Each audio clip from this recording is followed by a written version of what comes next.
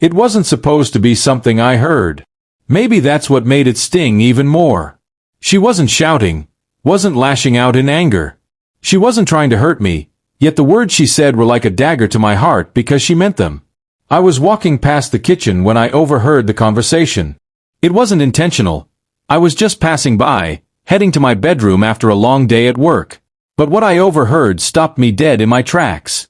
My wife, Samantha, the woman I had been with for years, the woman I thought I would spend the rest of my life with, said the words that would change everything.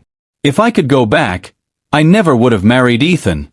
Those words echoed in my mind, reverberating through my entire body. My heart skipped a beat. It felt as though the ground beneath me had crumbled away, leaving me hollow and numb. And then she laughed. It wasn't a laugh that showed guilt or remorse. It wasn't a laugh that conveyed regret. No, it was a casual, almost carefree laugh, as though what she had just said meant nothing. Our marriage, our memories, our love, they all seemed to fade into insignificance in that moment. It was like a harsh realization. I had spent years loving a woman who, deep down, saw me as nothing more than a mistake she was stuck with. That's when I knew. I had loved her, given her everything I had, and all she saw me as was a comfortable, predictable choice, not the man she truly wanted. That realization shattered everything. I didn't know what to do. My whole world was collapsing around me. I didn't want to confront her then, not in that moment. Instead, I did something I never thought I would do. I just left. I walked out of the house without saying a word. My mind was racing, and all I could hear were her words over and over again. If I could go back, I never would have married Ethan. I didn't even have a destination in mind. I just drove aimlessly, letting the road take me anywhere but back to her. The whole time, I was replaying that conversation in my head. It wasn't out of anger. She wasn't venting or upset. No, she had simply meant it.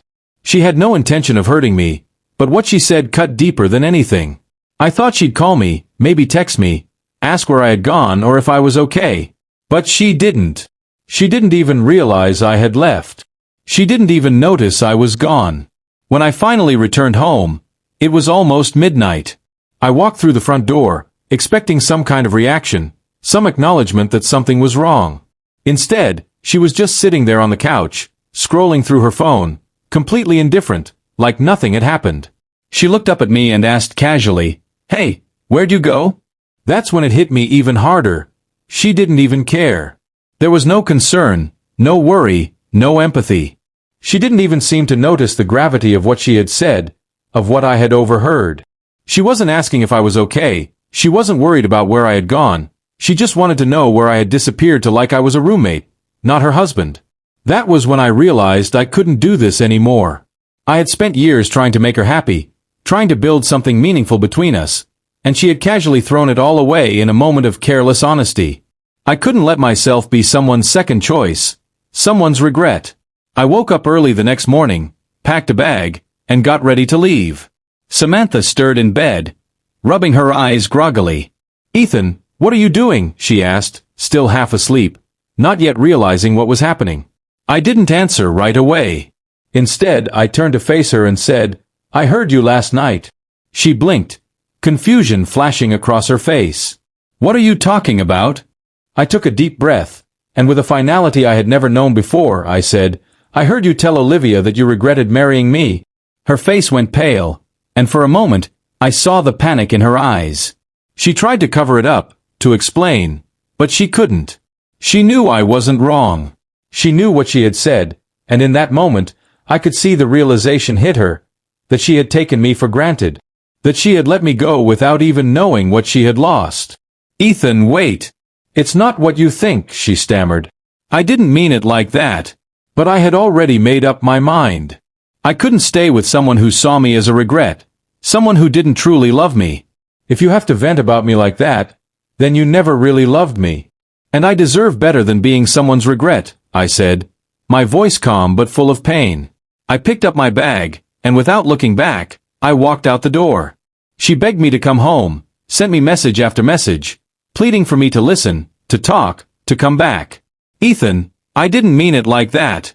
Please, don't do this. We can fix this." But it was too late. She had already revealed the truth, and once it was out there, There was no going back. Days turned into weeks, and I kept my distance, moving on with my life. A month later, I was sitting in a coffee shop with someone new. Her name was Clara, and she actually listened when I spoke, laughed at my jokes, and made me feel like I was worth something. She didn't see me as a convenient option. She saw me for who I was. Then Samantha walked in. She saw us immediately, and for a moment, I could see the shock in her eyes.